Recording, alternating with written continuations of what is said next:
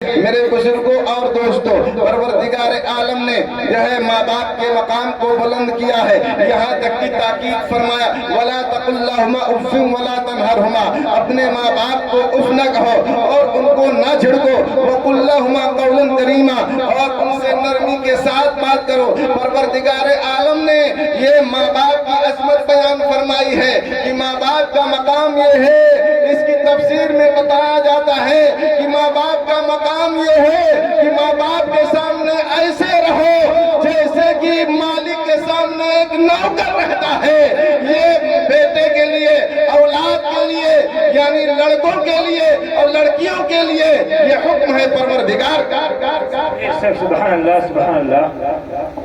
لیکن آج کل تو پتہ چلتا ہے کہ لڑکے پپا بنے جا رہے ہیں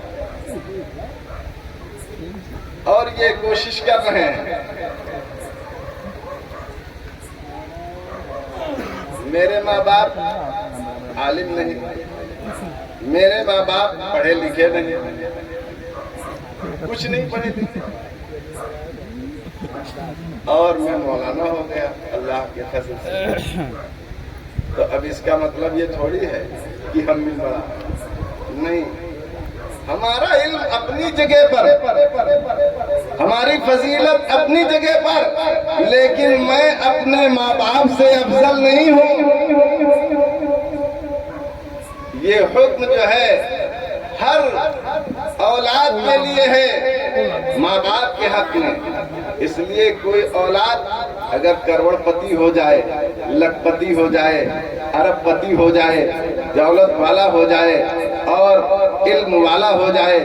فضل والا ہو جائے، لیکن وہ کبھی بھی اپنے دماغ میں یہ نہ لائے کہ ہم تو کروڑ پتی ہو گئے ہیں، ہم تو ارب پتی ہو گئے ہیں، ہم تو لکھ پتی ہو گئے ہیں، ہمارے پیچھے 10-20 لوگ گھومتے ہیں، میں نیتا بن گیا ہوں۔ وہ یہ گمان میں نہ رہے،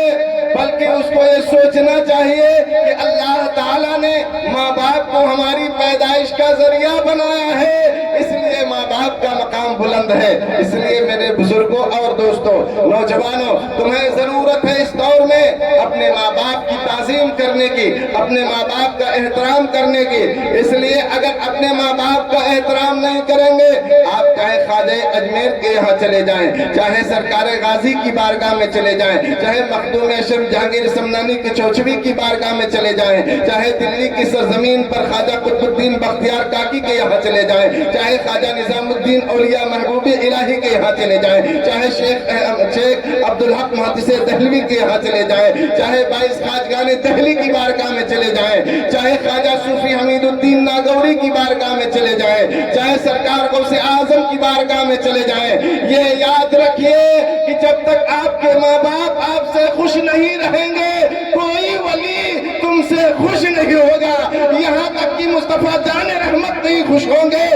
تو پروردگار عالم بھی خوش نہیں ہوگا۔ اس لیے نہ تمہاری دعا خواجہ کی بارگاہ میں قبول ہوگے، نہ تمہاری دعا سرکار غازی کی بارگاہ میں دعا قبول ہوگے، نہ تمہاری دعا مخدوم اشرف جہانگیر سمنانی کی بارگاہ میں قبول ہوگے، نہ تمہاری دعا سرکار غوث اعظم کی بارگاہ میں قبول ہوگے۔ اور جب مصطفیٰ جان رحمت کی بارگاہ میں قبول نہیں ہوگی تو خدا کی بارگاہ میں بھی قبول نہیں ہو سکتے۔ اس لیے جو نوجوان